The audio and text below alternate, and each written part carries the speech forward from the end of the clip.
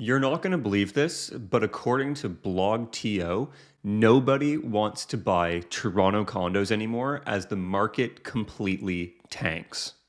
If that headline does not grab your attention, I don't know what will. Now, blogTO is notorious for printing articles which not only have clickbait headlines, but the information in the article is typically not true or doesn't really align with the article's headline, making it really difficult to determine what's actually going on. So in this video, we are going to quickly scan through the main points of this article. We're going to look at all the data blogTO is using to come to the conclusion that nobody wants to buy Toronto condos. And then we're going to see if that data aligns. And I'm also going to share my thoughts, of course. My name is Macallum, and I am a real estate agent in the city of Toronto, and I run a real estate team which services the GTA. And I help clients buy and sell condos every single day.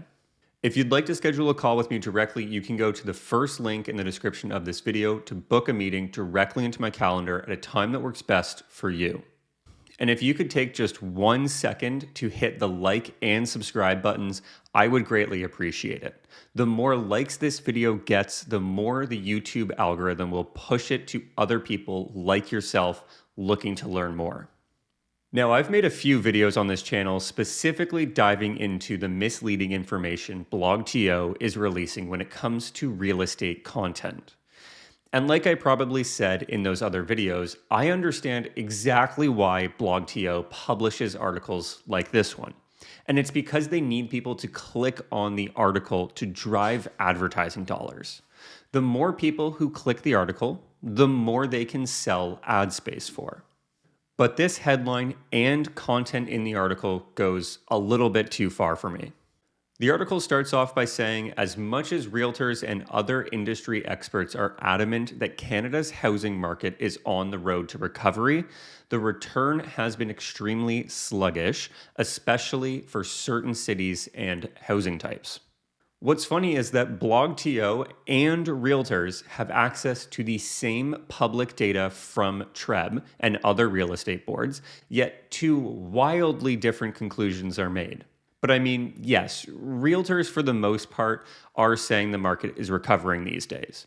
But that's because that's what the data is telling us. Is the market fully recovered? No, of course not. Is there a chance this recovery stalls? Yes, absolutely. Earlier in this video, I mentioned that blogTO headlines and the content in the articles seem to never really align.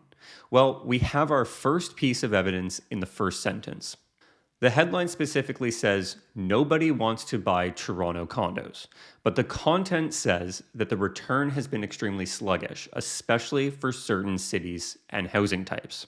So I guess the market conditions depend on the city and housing type. Who would have thought? The article goes on to say, while the volume of home sales month over month does show that more prospective homebuyers are returning to the market, when compared to this time last year, the numbers are pretty dismal. So, more people are in fact buying homes compared to last month. But compared to last year, the sales numbers are lower. But is that surprising to anybody?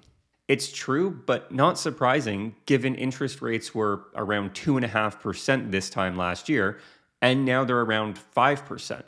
So it makes sense that fewer people are purchasing real estate today.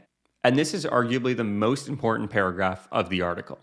It says, particularly bad are the latest figures from new condo sales in and around the city, which were just released in a new housing report from the Building Industry and Land Development Association, BILD. And let's draw our attention back to the wording of new condo sales. Whenever you hear or read new condo sales, it's in reference to pre-construction sales of condos, not resale. And again, this makes sense given pre-construction purchasing is fairly speculative. So with uncertainty in the market and higher rates, pre-con sales were expected to slow. And it appears a lot of data from this article is in reference to pre-construction rather than resale. The article also mentioned the average and benchmark prices for single-family homes, which isn't really related whatsoever to condos, which is outlined in the headline. All right, enough of going through the article. Let's take a look at the condo data for this year, which blogTO has access to in order to write their articles. In the entire Toronto real estate board since January 1st, there have been 6,674 condo resales, which to me says that people are still buying and wanting to purchase condos in the city of Toronto. But when comparing to January to April of 2022, it's significantly less. January to April of 2022 saw 10,095 condo sales, which is about 3,400 more sales than the same time period this year. Like I've said, that is expected, but people are still buying condos every single day.